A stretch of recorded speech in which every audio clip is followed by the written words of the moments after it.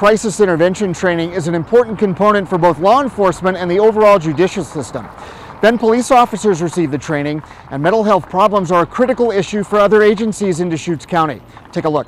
We have seen an increase in mental health related issues within the patrol division for the past several years.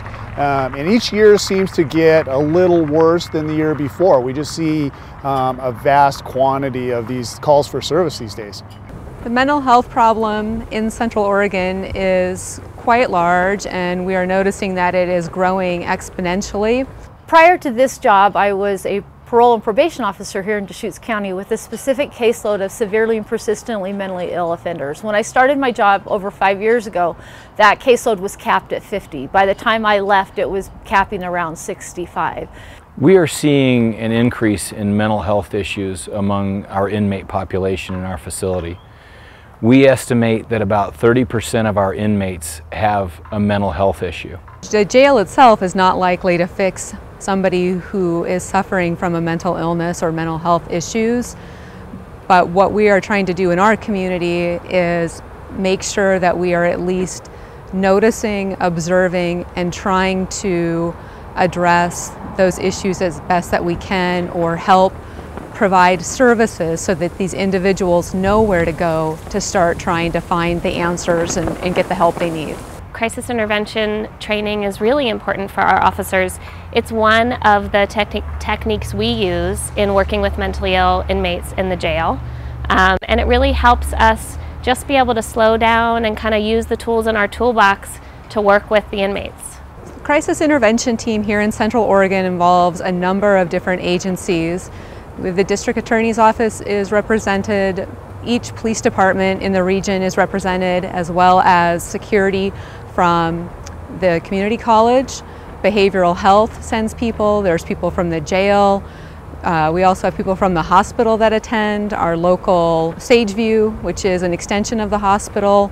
So there's just a variety of people in several different disciplines that are joining together to try to address this problem. The training we provide our officers will give them better knowledge and better ways to determine who may be under the influence of a controlled substance or who may be experiencing a mental illness. CIT trained officers have the ability to interact with people in crises, identify what they're seeing, know what questions to ask. The officers go through a module where they learn what it's like to hear voices and how it feels for a person with mental illness. They learn about the different types of mental illness and how to intervene with someone at a different stage in their mental illness.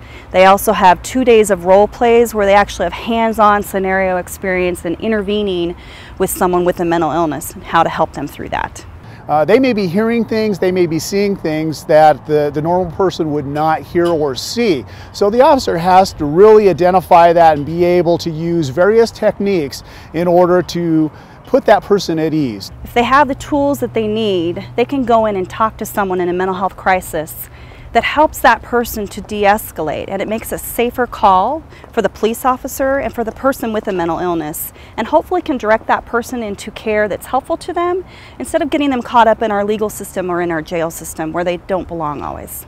We are seeing an increase in veterans at our jail, and as would be expected, a lot of the veterans are displaying some symptoms that we might attribute to PTSD. And we are working very, very hard to have a veterans court in Deschutes County. Right now we have a system called the Veterans Intervention Strategies, because we don't have a specific veterans court, and we are also working with a lot of veterans in mental health court trying to meet that gap right now. If you have an officer who goes out there who hasn't had training, they may not pick up on subtle cues that a person with mental illness might display, either verbally or non-verbally. CIT is extremely necessary for law enforcement today. With the expanding calls for service with the mentally ill, it's incumbent upon us to learn those various techniques in dealing with that population and helping them get into the services they need and stay out of the criminal justice system.